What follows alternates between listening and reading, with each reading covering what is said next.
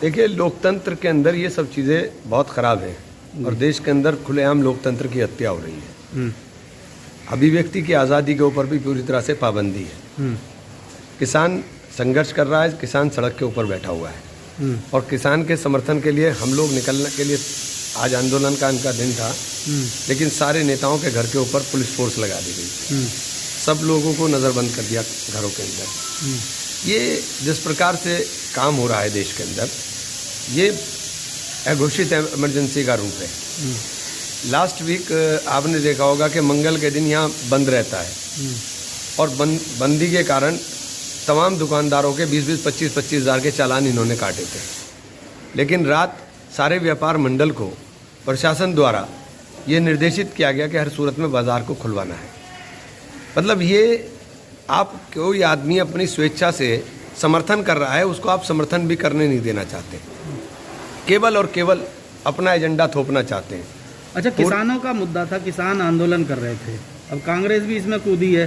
भाजपा आरोप लगा रही है कि ये कांग्रेस खुद इसको जो है लाना चाहती थी कानून को, और आज वो उसका विरोध कर रहे हैं। नहीं, हम कानून जो ला रहे थे, देखिए हम जीएसटी ला रहे थे, उस जीएसटी में इन्होंने बदलाव करके लाया, इन्होंने व्यापारी मार दिया। हमारा जीएसटी का वो प्रारूप नहीं था जो हम लाना चाह रहे थे। अब ये हम किसानों के लिए सुधार के लिए कानून लाना चाह रहे थे, उसके अंदर इन्होंने सबसे पहली जो शर्त थी हमारी, और वो हम करने का काम करते, एमएसपी को कानून का हिस्सा बनाते।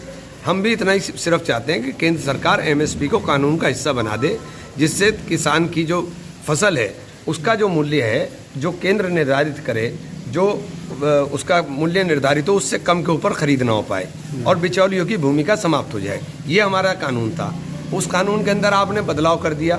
आपने उसके अंदर सबसे पहले एमएसपी का नाम तो आप शोर मचा रहे हैं कि एमएसपी है, एमएसपी है, एमएसपी है, लेकिन उस एमएसपी का फ़ायदा क्या है जब उसके ऊपर खरीदी नहीं हो रही है।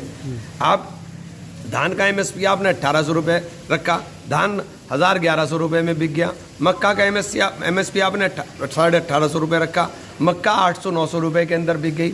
बाजरे का एमएसपी आप के से नीचे बिक रहा है। कौन सी ऐसी फसल है जो एमएसपी के ऊपर बिक रही है? कोई फसल एमएसपी के आसपास भी नहीं बिकी। तो ये बहुत बड़ा दुर्भाग्यपूर्ण है और इसके अंदर देश के अंदर रहने वाले सभी लोगों के हितों को ध्यान में रखते हुए, खासतौर से चूँकि अन्नदाता का हित सर्वोपरि होना चाहिए।